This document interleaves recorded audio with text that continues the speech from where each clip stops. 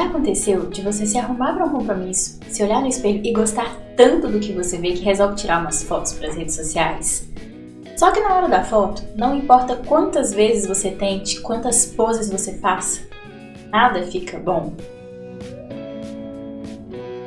Meu nome é Isabelle, eu sou psicóloga clínica, apaixonada por entender como o mundo funciona e hoje eu vou te explicar esse fenômeno das fotos e te mostrar na prática o que está acontecendo para que a sua autoestima não seja tão afetada por ele. O primeiro motivo para nos acharmos estranhos nas fotos é estarmos acostumados a sempre ver a nossa imagem refletida. Você já parou para pensar que a gente nunca vê o nosso rosto diretamente? Sempre nos vemos em reflexos ou em fotos.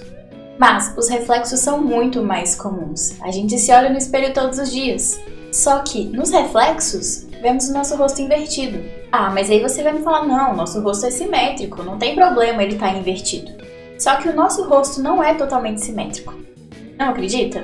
Vamos analisar essa foto da Gal Gadot e verificar se o rosto dela é simétrico. Essa primeira foto está sem nenhuma alteração. E olhando assim, parece que o rosto dela é bastante simétrico, né? Mas observe o que acontece quando eu inverto o lado esquerdo da foto dela para fazer uma nova imagem. As proporções ficam bem diferentes das originais, não? O rosto dela fica mais largo, o queixo mais quadrado e a distância entre os olhos dela diminui. Quando eu faço a mesma coisa com o lado direito do rosto dela, apesar de ficar mais parecido com a imagem original, a distância entre os olhos aumenta e o desenho do queixo muda sutilmente. Mas para garantir que essa diferença não é uma particularidade da Gal Gadot, vamos conferir mais um famoso. Será que o Henry Cavill é 100% simétrico? Essa primeira foto é o rosto dele sem nenhuma alteração. Também parece bastante simétrico, né? Mas olha o que acontece quando eu duplico o lado esquerdo do rosto dele. O queixo fica consideravelmente mais largo e o formato do nariz muda, se tornando mais fino.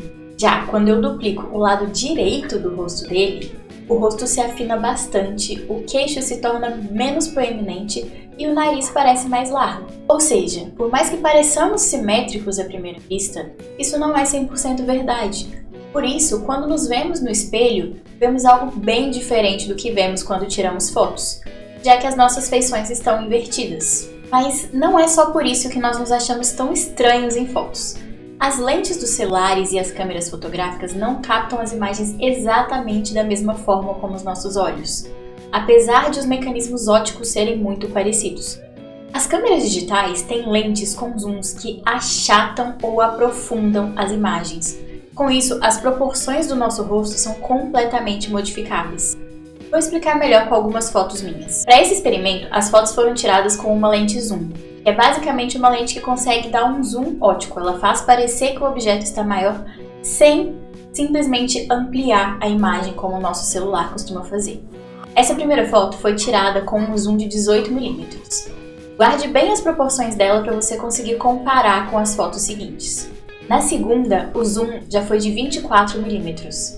Observe como as proporções já são um pouco diferentes. A terceira foi tirada com um zoom de 35mm. E acho que vale eu ressaltar que eu estava parada exatamente na mesma distância da minha estante.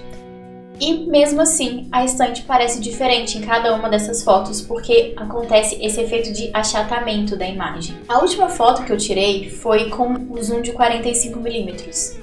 Será que se a gente colocar ela do lado da primeira foto, que foi a foto de 18mm, vai ter uma diferença muito grande nas proporções? Vamos ver? Quando a gente compara as proporções dessas duas fotos, dá para perceber que na lente de 18mm o meu rosto fica bem mais longo e a estante ao fundo parece muito mais longe de mim.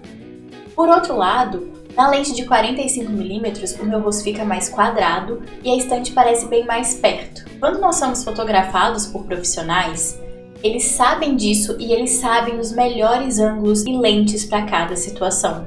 É por isso que quando a gente tira fotos profissionais, a gente tende a gostar mais do resultado. A câmera do celular, por outro lado, tem por volta de 24mm, que é uma lente que funciona muito bem para grandes ângulos, como paisagens, por exemplo. Mas justamente por isso, ela não funciona tão bem para itens menores, como o nosso rosto, que acaba ficando bastante distorcido. Se voltarmos na minha foto de 24mm, podemos ver que ela consegue pegar um bom pedaço da minha estante.